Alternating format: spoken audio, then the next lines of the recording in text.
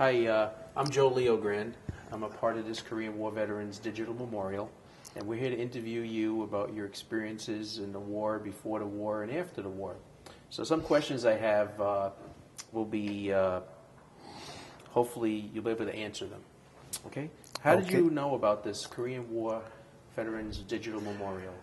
Through the KWVA in Cuga County. They made an announcement at one of their meetings back a month or two ago. So some of them did an interview back a while ago, and I'm here now. Good. How do you feel about participating in this project to commemorate the Korean War veterans? I think it's a nice thing. If you can get it off the ground and get it going, I think it probably should be interesting. Okay, great. Have you seen the website yet? No, I haven't. Okay, we'll give you the website later. You can see all your friends being interviewed. John Fischetti, Ted Foley. You'll see all those friends of yours. Okay. Have been interviewed already. So right. We'll see how you do today. All right. You get to see yourself too. Why are you interested in participating in the project? Well, it just sounds like it's interesting and something to do. I suppose we can get everybody together and see what everybody did, because we all had different jobs. Yes. So. Could you provide your name and age and introduce yourself and about your family and so on? Okay. My name is Joe Casper. I'm just about 80 years old. My wife Irene is from west of Toledo, Ohio.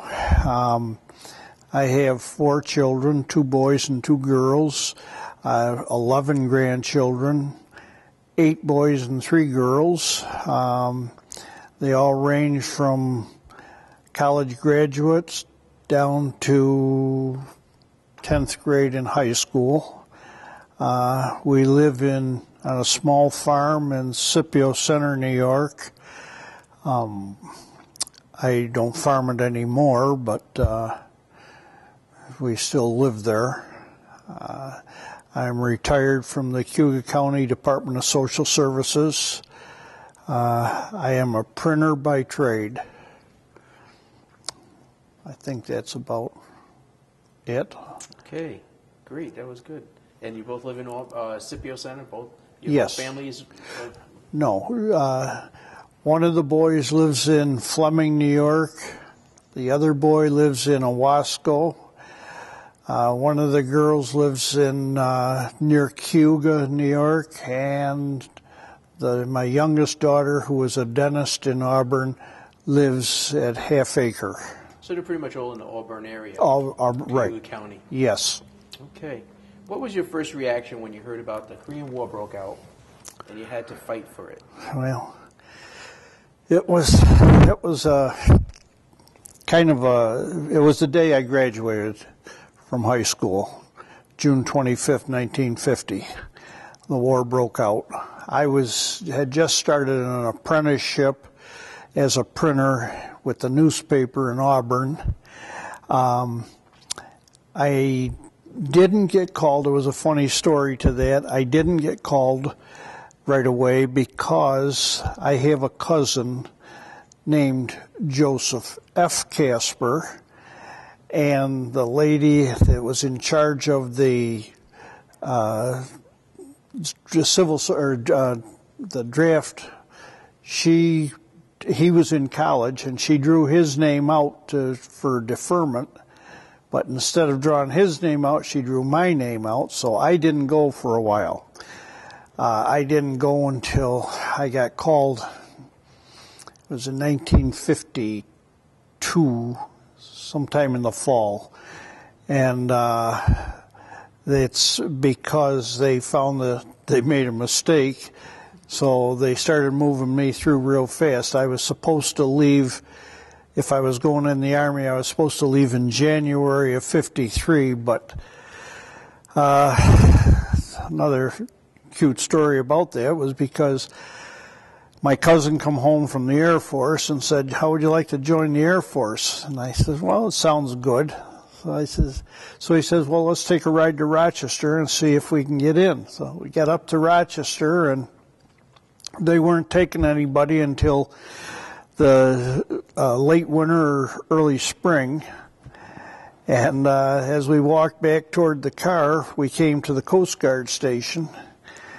I says, "Well, let's go in there." So we went in there, and the guy says, he says, "I'm going to be given a test." This was on a Friday, and he says, "I'm going to be given a test on Tuesday."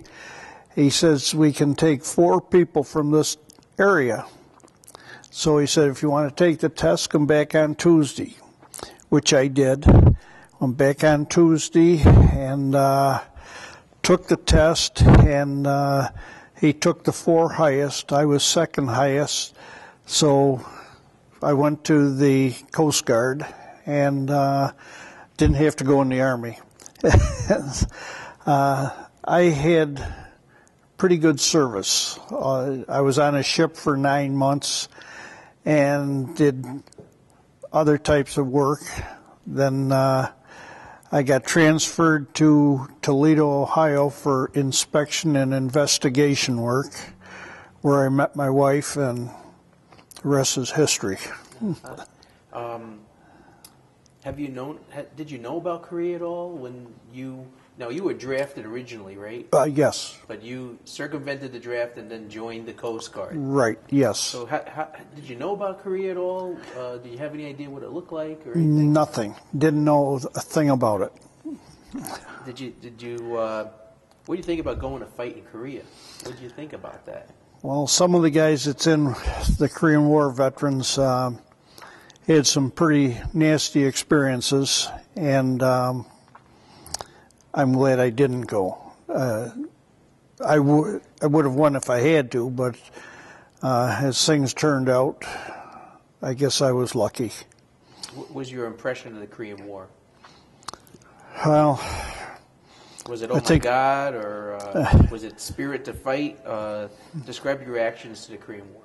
Well, I think, first of all, I think we should have went farther at the time, but since we didn't, I think it's, well, I don't know, it's something that has to be taken care of by somebody, and otherwise communism, I think, would have come in and taken over. And as it turned out, after the truce was signed, South Korea could have went either way. They could have went communist, they could have went democracy, like that, and they went our way. So I think things turned out good. So you went in 1952? 1952. What month was that? December 52 to December 56.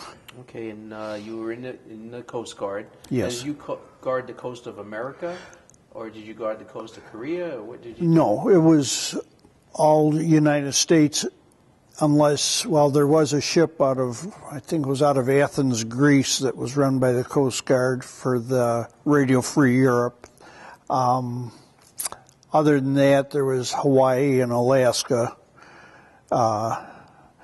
I was supposed to go to Alaska, but I got married and discharged first, so I beat that one too.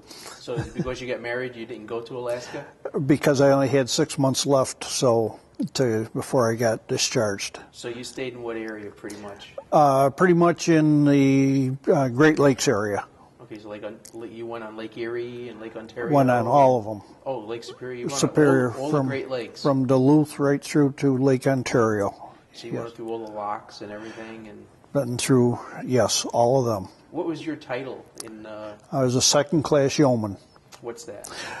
Well, that was office work.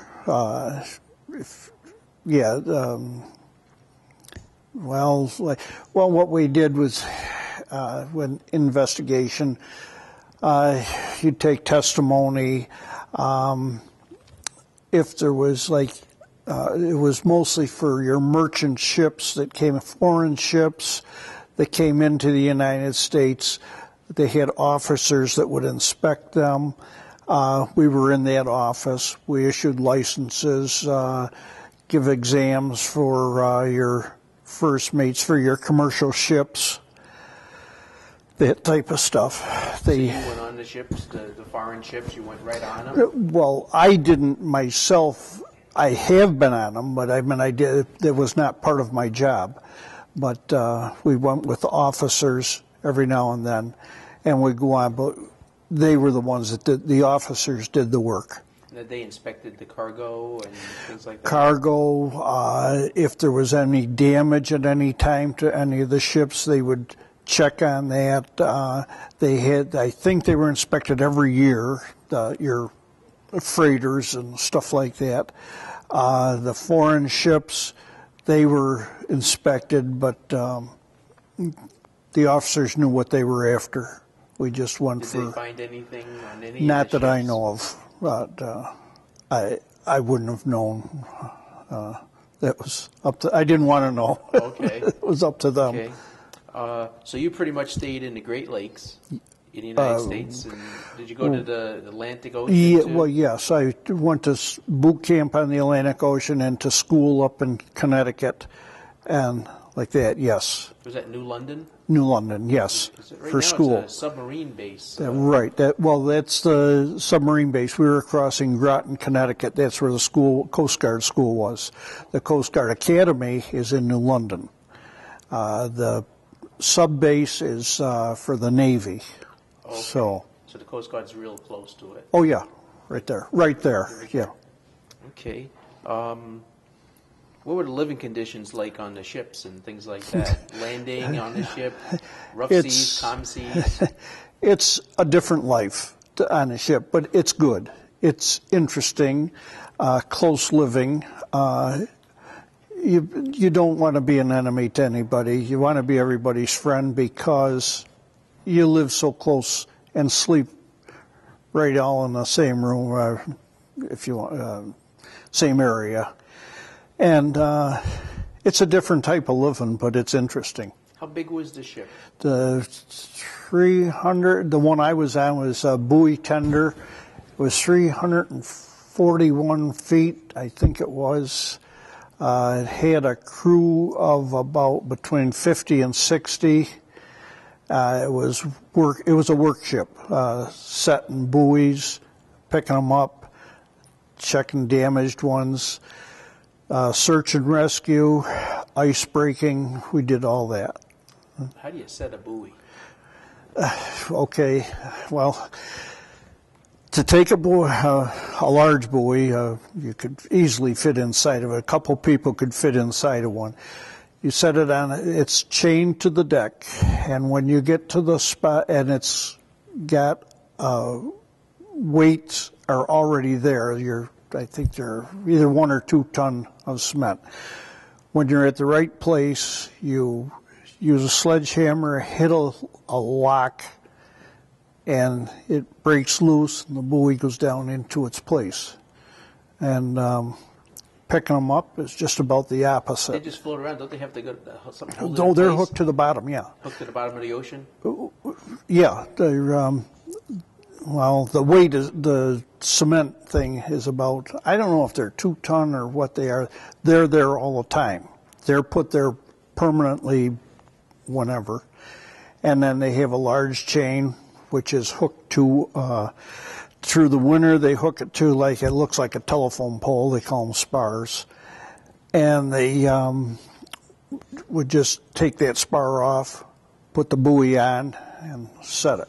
So it's down thousands of feet. However far down the length it of goes. this chain is pretty long. Oh yes, yes. However far, it's put on the edge so that your channels are marked. Okay, so it can move back and forth a little bit. Oh, a little bit, yeah, but not much. And you can get in them. Oh, you could, yeah, but they put the oxygen bottles in there and stuff like that, acetylene, whatever they are. They put them inside there, but a person could. Well, I think they're probably about 5 feet in diameter or something like that. They look that big. Well, some of there's all different ones, but those are the bigger ones that they use in the lakes. Some of them are only maybe about 2 feet in diameter, but they have different meanings. The colors are different. Lights, bells, depends on what they are. Okay. So did you stay in continually? Did you come home at all during your tour? Yes, I took leave whenever you're entitled to 30 days a year, and I used it. I can't remember if I got out with any left over. I think I used all my time up. Yeah. What was your opinion of the Koreans or Korea from what you heard? You mean when I saw it? Did you see Korea? Yes. Well, in peacetime. What different ones told me about, I'm going to say Seoul. We went to a lot of places over in Korea, but in Seoul, they said during the war there was one bridge across the Han River. But when we were there were about 30 bridges, and maybe more than that. They've tremendous amount of building over there now. From what some of the guys tell me, that there was nothing there before.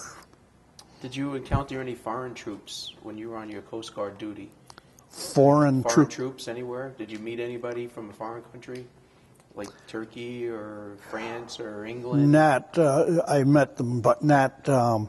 They weren't in the service. They were like guys that were on the ship and like that, but they were like civilians. They weren't into service. Okay. Explain in detail any battles you heard about. Did you hear any battles or anything? No, I wasn't in. No, I would have been out of that. That wouldn't apply to me with the type of stuff I was doing. Okay. When you were discharged, what were your reactions of people when you returned home? Well, things just kept moving on without me, but I did go back I had started an apprenticeship as a printer, and I just went back into it where I left off and continued on. We got a family started, and so things were kind of moved along kind of smoothly. Did anybody say anything to you about coming back from Korea? Did anybody say, where were you? What did you do? Or was there any like parade or anything from your friends or family? No. Everything just, I meant all my buddies, they all went in the service. Some went in the Army, Air Force, one in the Navy. No, everybody just kind of come home, and we just kind of picked up on where we left off. That was about it. So it really didn't have a big impact on you coming home from the war. Do you think your military life influenced your life at all, or attitudes of people that you met? Yes. Military life is, well, you have strict, you kind of live by rules, and it was a little different, but yeah, I think it influenced me. It made me feel like I did something for my country anyway, where some people didn't. So what could you say about the legacy to Korean War veterans? I mean, you probably talk to your friends and things, and do you think that it had a meaning to them, or a meaning to their family, or a meaning to Korea? What can you say about the legacy to Korean War veterans? I don't know just what you mean by that. What do you think they felt being in the war, and what people think now? What do you think people's impressions of them going to war? There was talk about this is a forgotten war. Mm-hmm. And do you think that they did the right thing by going to Korea I think Yes, and everybody. fight themselves. I think all my buddies, the guys we hung around with and everything like that, yes, I think they all felt that they did the right thing. They were glad. I think most of them all were glad that they did do it because everybody came back okay. There's a lot of guys that didn't, but the group I hung around with, we all came back, and most of us had good experiences. I know I did. I saw a lot, did a lot, got married. So. Did anybody have bad experiences that you know of? Or, I mean, you're saying that everybody had good experiences. Were there anybody that had a horrible experience? Yes. Lose a friend or something? Yes, I don't know whether. Did you by any chance interview Lyle Brown? Yeah. No, I didn't interview Lyle yet. Maybe I think I'll let Lyle tell his story. I don't want to interfere with that. Tell us what you know. And then Lyle will tell us what he knows. It is about Lyle. And okay, you can tell us. Because he's from Auburn, right? Yes. Tell us. Well, he was a truck driver in the Army. And he and his brother both went in at the same time. His brother went to, I don't know what the town was, and I don't know where Lyle was. Lyle was sent out to pick up the deceased, and one of them was his brother. Terrible. So you must talk about that, or you must know about it? Or? Well, we know about it, but I don't think Lyle talks too much about it.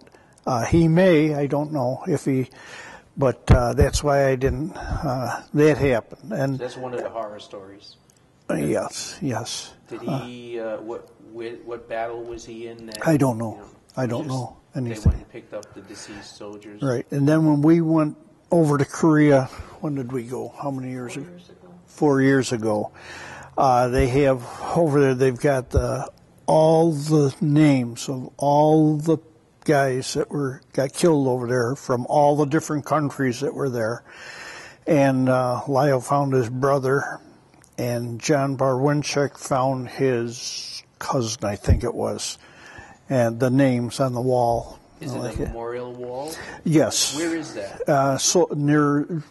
That was right outside of Seoul, I think. Yeah, just outside of Seoul. Was that erected by the Americans, or was it erected by the Koreans? By the Koreans. The South Koreans made this wall? Right. It's a big monument. It's a building, and the wall is it's huge, and all these names of all the people, they're there, and the Koreans gave John and Lyle flowers to put below their names. I mean, it's just. Is it like the Korean War Vietnam Memorial in Washington? No, this is inside of a building. I've been. It's actually. Yeah, it's outside, but it's a wall like. I don't know. Covered. It's covered, it's but canopy? yes, but it goes a long ways, and it's quite high. But we saw that, and then they have a cemetery that's out of this world. I meant to keep it up as nice as this carpet. It must have been touching to see all these. It was, but it's something that happened, and I was a part of it, but not over there. But my time was spent. Would you shake hands with the former enemies of Chinese and North Korean soldiers if somehow the meeting is arranged? Would you shake hands with a North Korean soldier that was fighting the Americans and the Chinese that were fighting the Americans? I don't think so. It wouldn't be necessary. Well, they'd have to make the first move. We went into North Korea when we were there. As soon as we crossed into North Korea, that we were allowed to go in there. How'd you get allowed to go in there? I don't know how they do it. we went with the Presbyterian Church. I'm not a Presbyterian, but we went with them. The veterans, the Korean War veterans, went with them.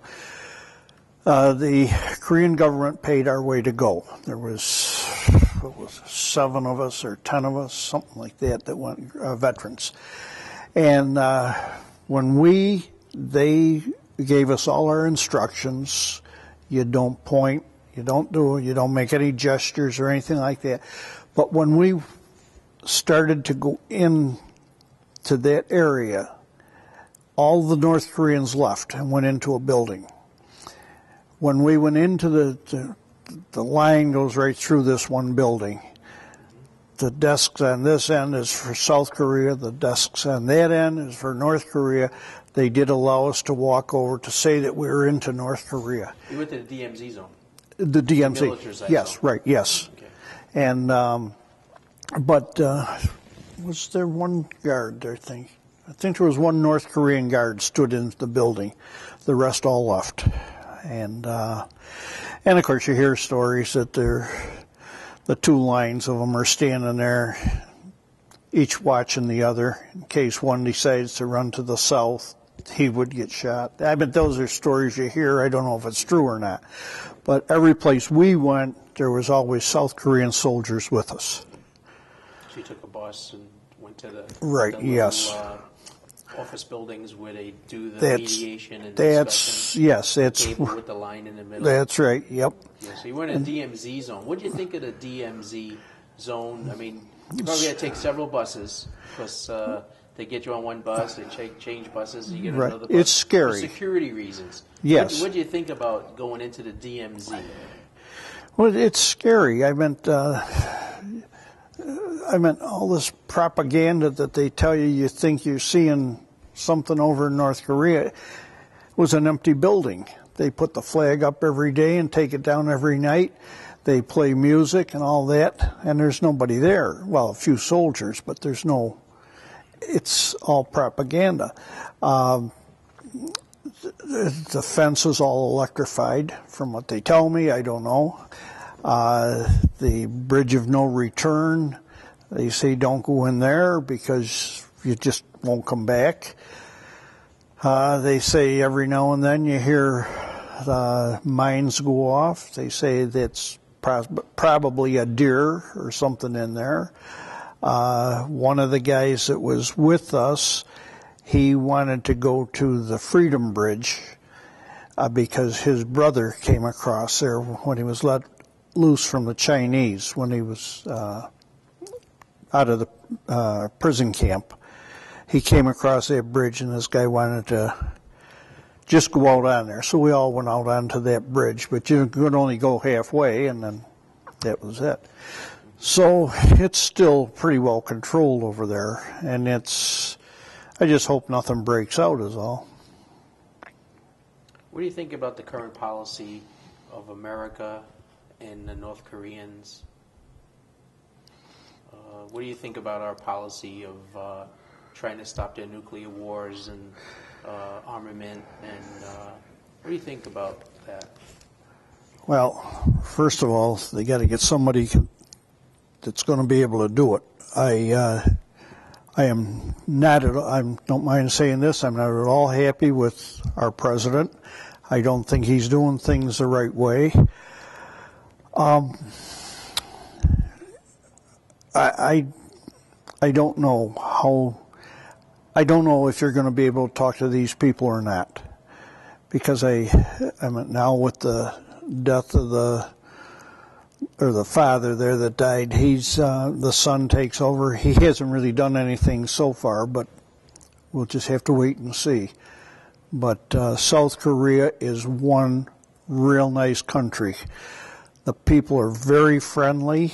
Their business, their building, their economy has got to be great. So we were impressed with South Korea. It's not like a big city.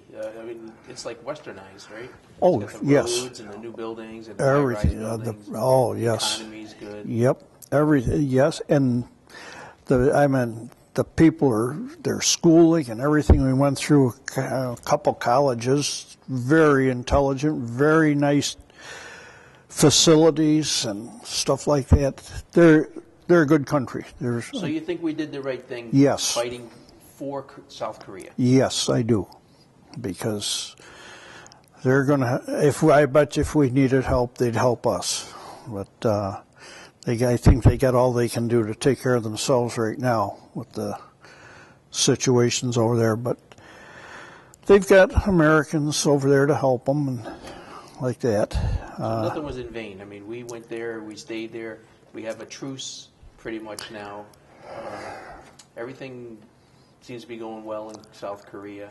Seems to be. We talked to some Army guys that were there, helicopter service. I asked them how they liked it. They said, as long as nothing breaks out, this is the best job in the service. And they'd fly around different places, but they can be in the air. They can be over North Korea in less than 2 minutes. So they are pretty well taken care of. I mean, the Americans and the South Koreans work hand in hand, and the Americans handle all the missiles, stuff like that. So I think they get it pretty well under control. There seems to be a little similarity between the Vietnam War and the Korean War. Many of the soldiers came back from their wartime in Korea. Many of the soldiers came back from their wartime in Vietnam. There seems to be a little similarity that the soldiers didn't get the welcoming that they got from World War I and from World War II. What do you think about that? Not giving some joyous parades for these soldiers that came back. Well, the only thing, okay, in World War II, I was only a kid at the time, and when they came back, of course, that was a declared war. Lots of families were back together again, stuff like that. They did get a hero's welcome. The Korean War, the Vietnam War, a lot of people were against it, and they just didn't care. And I think the ones that did a lot of the complaining about it are the people that didn't know what was going on. Because you talk to any, Korean or Vietnam veteran, and they went over, they did everything they could like that. They should get some credit for it, but a lot of people didn't. A lot of people were too many pacifists, I think, but it's my own opinion. Like I said before, you heard the word forgotten war. Oh, yes. What do you think of that? Well, it was a war, but they call it a conflict. Would they lose 53,000 or something like that, yes. Whatever it is? That's a war. They did just as much fighting as the First World War, Second World War, any of them. I meant a war is a war. That's the way I look at it anyway. Next year, in 2013, it will be the 60th anniversary of Armistice, which was signed by China, North Korea, and the United Nations on July 27, 1953. There's no war in modern history that lasted 60 years after an official ceasefire, and the mutual hostility among parties involved has continued. What do you think we have to do to put a closure on this ceasefire, or do you support a kind of movement to petition the United Nations and the U.S. government to end the war officially and to normalize a relationship among enemies? Would you do anything, and would you sign a petition if offered to let this armistice end and end this hostility? I would sign it if they would, if it accomplished something. If they could get a stoppage to the war, they stop their, I still think they want to invade South Korea. I think they do. I don't know. I think too much depends really right now on the new guy there, the son of Jung, whatever his name is. I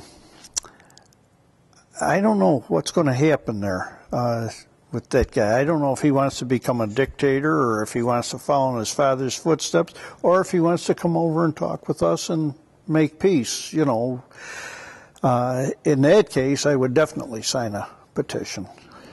So if it was some kind of conditions, like there would be no more war, no more anticipation, exactly. Invasion. Yes. That would, I would definitely be in favor of that. There's been talk about the reunification between the South and the North for many years, and I was over in Korea in that summer. Some South Koreans went and visited their brothers and sisters that they hadn't seen in 50 years. Mm-hmm. What do you think about the reunification, opening up, getting rid of the DMZ, opening up the borders, and having one big country? What do you think of that? Probably be a good idea if they could get the only thing, the South right now I think has everything. They got the economy, they got everything they need, great living conditions. The North is going to have to come in and sponge off them until they can get themselves together. When we went over there, we had a minister, Reverend Ed Kang. He's in the United States now. I don't know if you know him or not. I know. Okay. We go. Right, okay. He went with us. His mother is, if she's still alive, is in North Korea. He could not go see her. He went up there with us, but he did not go over into North Korea with us. He wouldn't. And then he told us afterwards because he said they would probably not let me come back. So he stayed on the south side. And I don't know. I mean, these are the things that, all these things have got to be straightened out. It's something that's never going to happen overnight, that's for sure. But to get them to be one country under democratic rule, I think would be great. Can you imagine if you were a 6-year-old and your brother was in North Korea and you were in South Korea when they made the DMZ Mm-hmm. and made the boundary? What do you think about growing up in South Korea as a South Korean, and what do you think about your brother in North Korea? Well, it's got to be an awful feeling, really. I don't know. I can't imagine it. It's something we don't do here like that, or haven't. It just seems, well, it'd be like the Civil War, brother against brother, and be a tough thing to imagine. I just wouldn't know how to go about it. That's why Mr. Kang wants to go visit, because he hasn't seen him in 50 years. Yeah. Since the line has been made.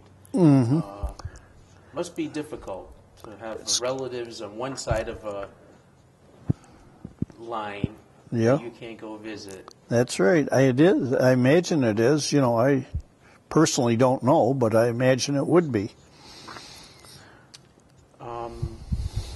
You're going to be submitting some materials today, some papers or documents. Do you have any, like maps and things like that, and photos? I got photos and stuff like that.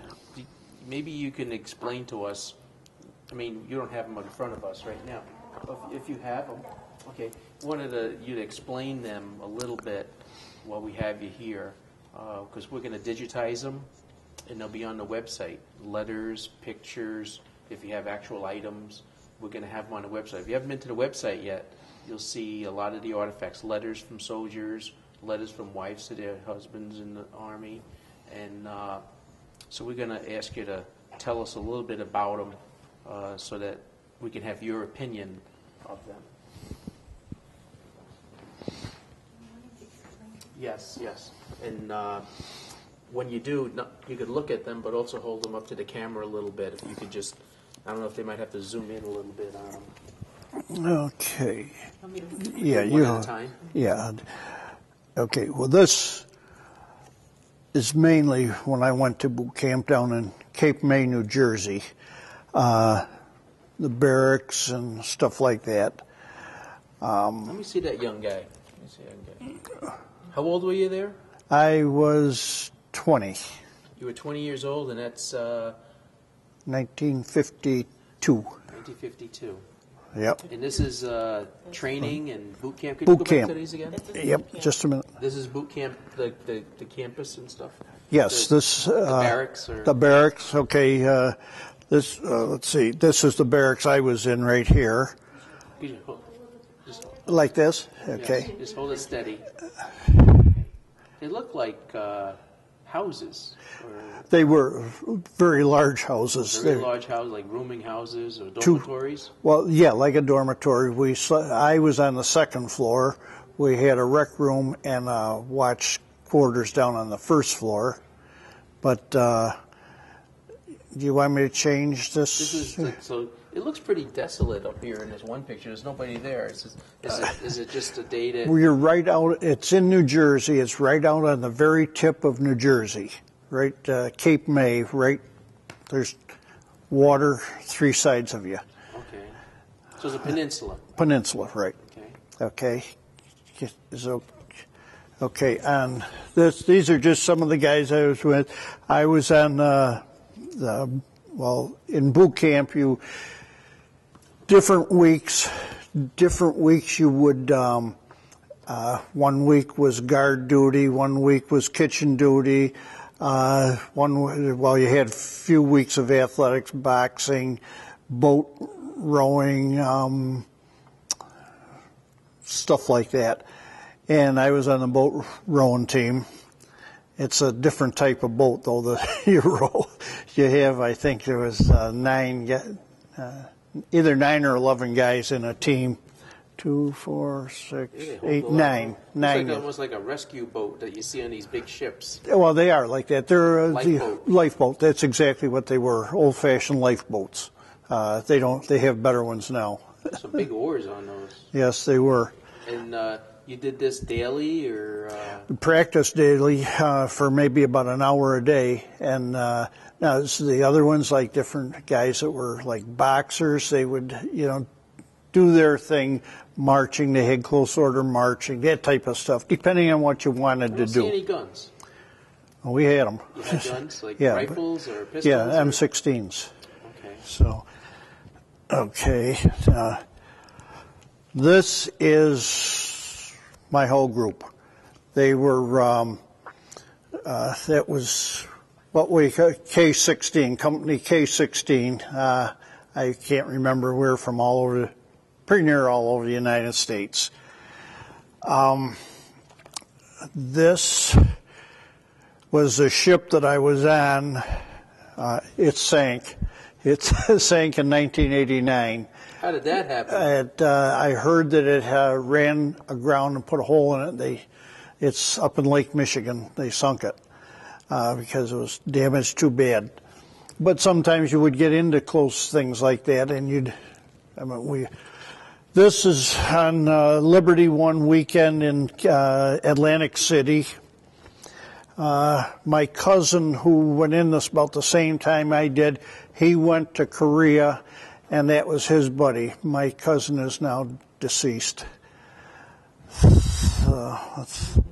that's a picture while he was on the land in Korea someplace. Yes, he was on the... Jeonhyung-jo was the name of the town? Okay. That must have been it, yeah. So, these are the guys that I used to hang around with. They were all either in the Army, except myself, in the Coast Guard. Is that a picture of you? Yes, that's when I was in boot camp. Hold that up a little bit. I see a little similarity there. Yeah. And that's 20 years old right there? Yes, 20 years old. 60 years ago. And this is dinner at your relatives or your mom's house? That was the day before I left. Yeah. Okay. What did they think about you leaving? They knew I was going to have to go in the service some way. I was going to be drafted. And I wanted, they thought it was okay. They, as long as I was going to have to go, do what I wanted to do. So they didn't like it, but because I had a job that was more than some of them had. Okay. Yeah, this is just before I got discharged. This is 1953, about? 1953.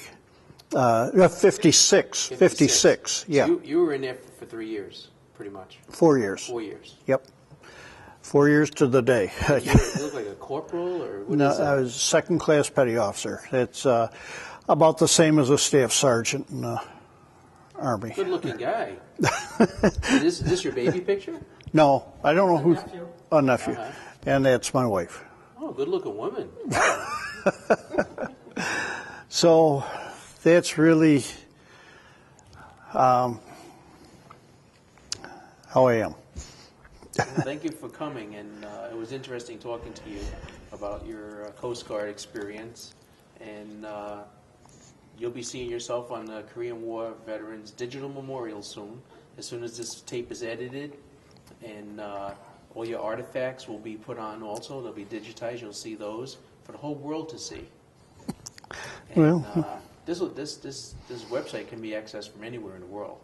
And so hopefully we'll give you the address and you can see some of your friends and what they included in their artifacts.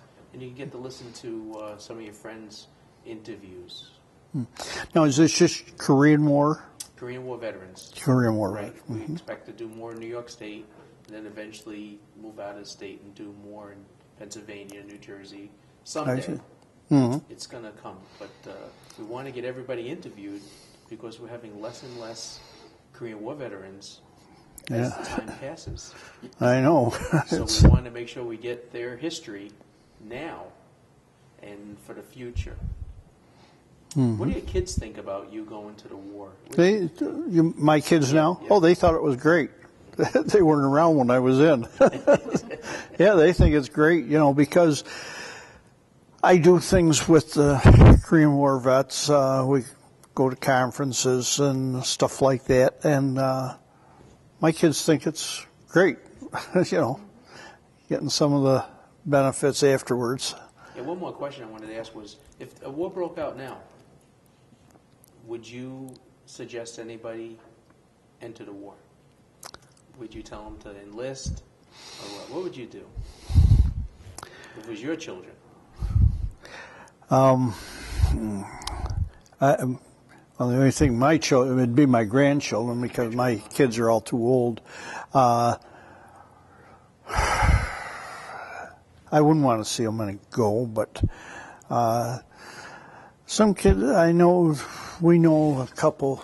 They're making a career of it. They're officers. One graduated from West Point, and one graduated from Cornell ROTC, and they both. Well, one's a helicopter pilot, and the other is got a real nasty job over in Afghanistan. They like it though, so I don't know. Do you think there's any similarities between the Korean War and the war in Afghanistan, the war in Iraq? Do you see? Was there a different mission, or is it a different kind of war? Was it similar to the North Korean, South Korean war? I don't know. I don't think it would be. I don't know if it'd be similar or not, because I think what's going on now are terrorists.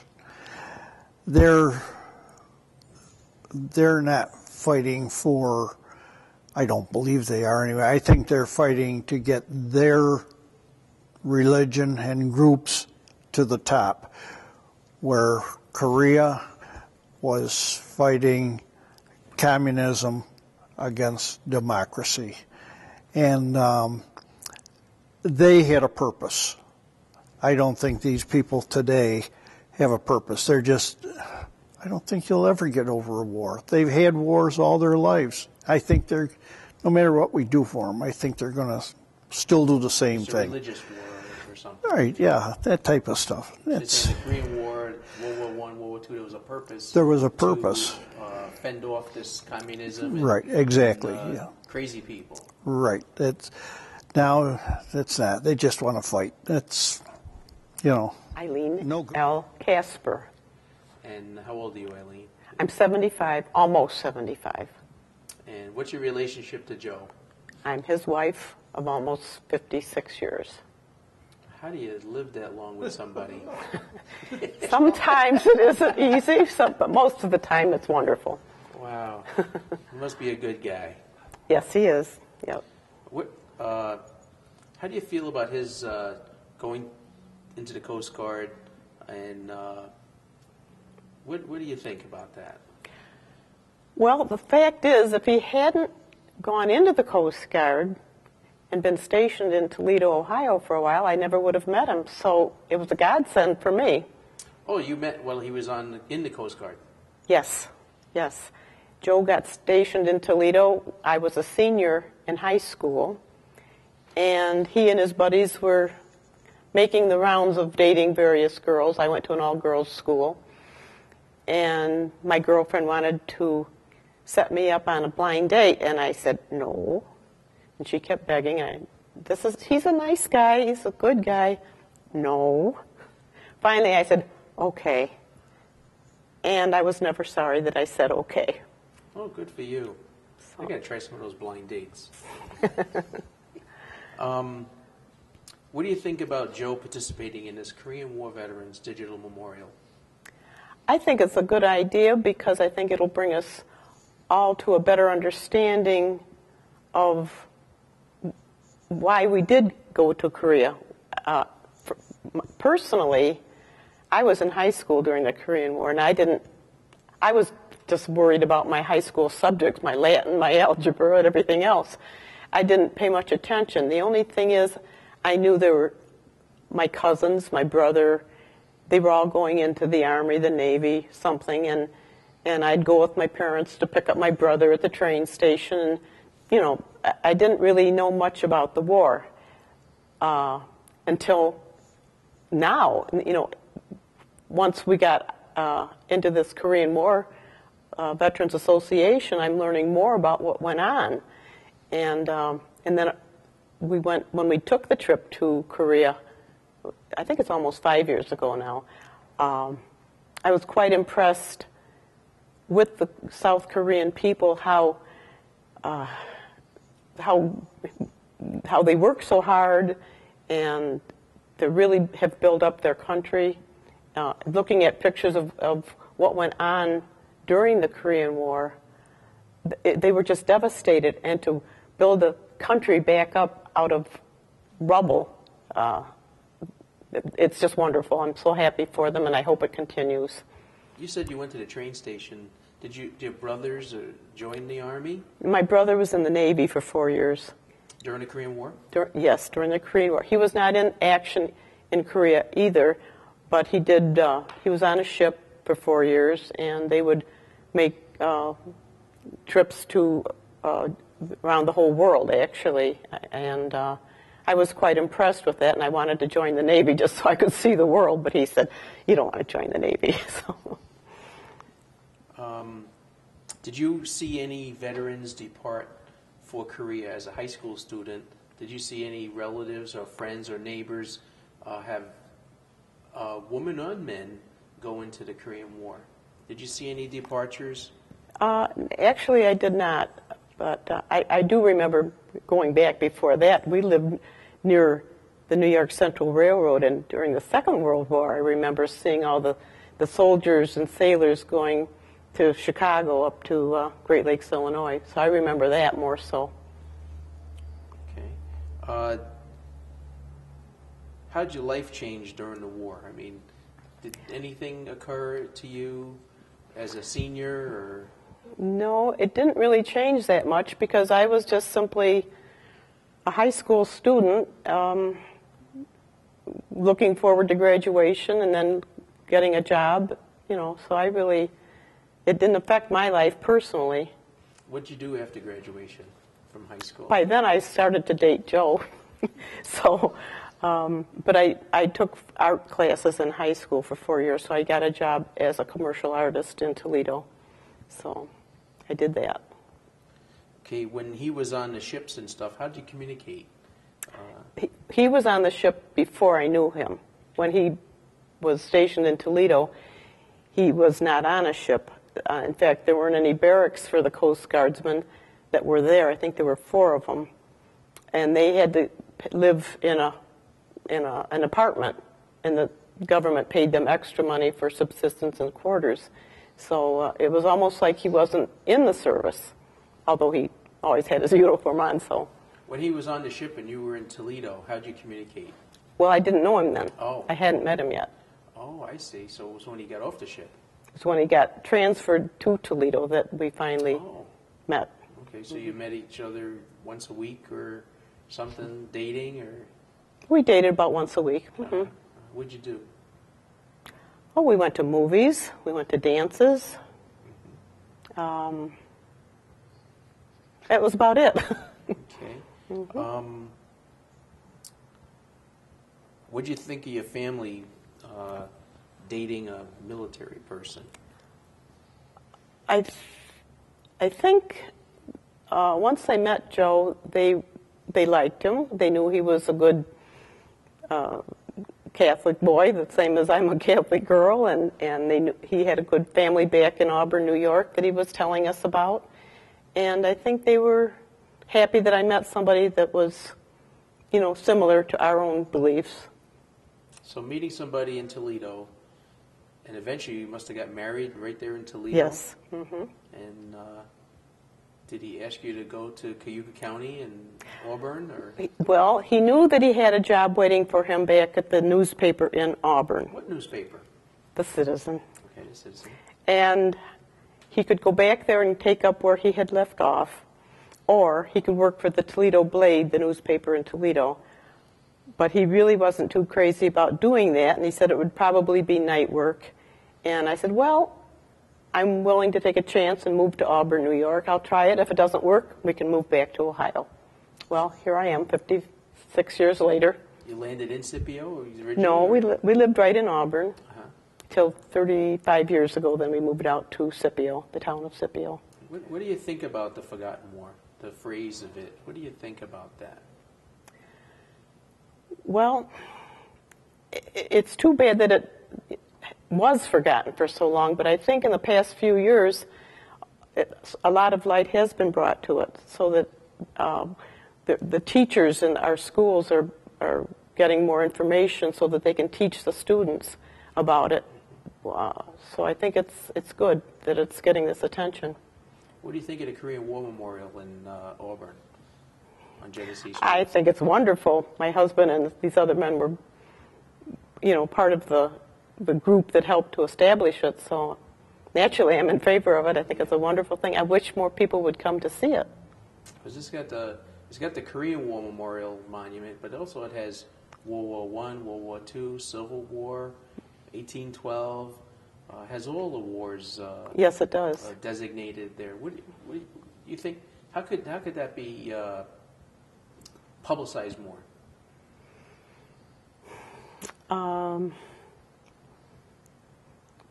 Possibly more. Maybe a few television ads. I know it's expensive, but maybe if they had a little slot once in a while on the Syracuse and Rochester television stations, maybe let people know that it exists. Mm-hmm. What do you think when you go to that memorial and see the Korean War Memorial and all the soldiers on that? What do you think of that? All the engravings. Well, when men and women are told to go to war, whether they go willingly or unwillingly, they do the best they can, whether they necessarily believe in it or not, but they have to do it. And hopefully, if they all have believed that what they were doing was correct, God bless them. I mean, I don't know what else to say. They're all heroes. So, what do you think, Joe, of Joe's participation in the war, during the wartime? Well, it was a job that had to be done. Like they say, even those that aren't serving, that are at home, everybody serves in some capacity, whether they're the wives at home or doing a desk job or out fighting the actual war. They're all doing their job, and we can't survive one without the other. What if like I asked Joe, what if your grandchildren right now were drafted to go to war? What would you think? I would, of course, feel bad that they would be going off to war, but if it was a fighting for the right reasons, I would just hope and pray that they would be safe and would come back okay. It's a terrible thing, isn't it? It is. It is. It's too bad more talk couldn't solve these things, but you can't just talk, you have to listen. And obviously, not enough people listen. Did you go to the DMZ zone also? Yes. What did you think of the demilitarized zone between North and South Korea? I was quite impressed, and one thing that impressed me so much was as soon as the North Koreans, soldiers who were the guards there, as soon as they saw us, they all turned and left, went into buildings, but we could see a couple of them peeking out. And I thought, it's just too bad they can't come over and shake hands and we can't all be friends again. What do you think of that shell city they have? There was talk about many years ago, the Americans put a flag up in front of a building that they were going to use for unification talks, and they put maybe a 100-foot flag. About a year later or sooner than that, the North Koreans put a 200-foot flag pole and a giant flag, and the city is pretty much an empty shell of a city with sounds of a city and music and people talking and things. What do you think of that? What would you say? Tit for tat. What do you think of that? The Koreans are economically sound, and the North Koreans don't seem to be, but they're doing this fictitious city. Well, of course, it's not the North Korean civilians; it's their government that's doing that, and the civilians don't have any say in it. So it's fake. Okay, it's a fake city. It's a big con model. And there's nothing to it really. They say at night I guess it goes dark. There's no electricity there, so it is just fake. What do you think about reunification between the South and the North? Do you like that idea? Do you think it's going to happen in your lifetime? I don't know if it's going to happen in my lifetime, but I think if they could reunify and become one country, I think it would be very good. However, the North Koreans would have to be sure that they're not going to, I don't know quite what to say, they'd have to be fair.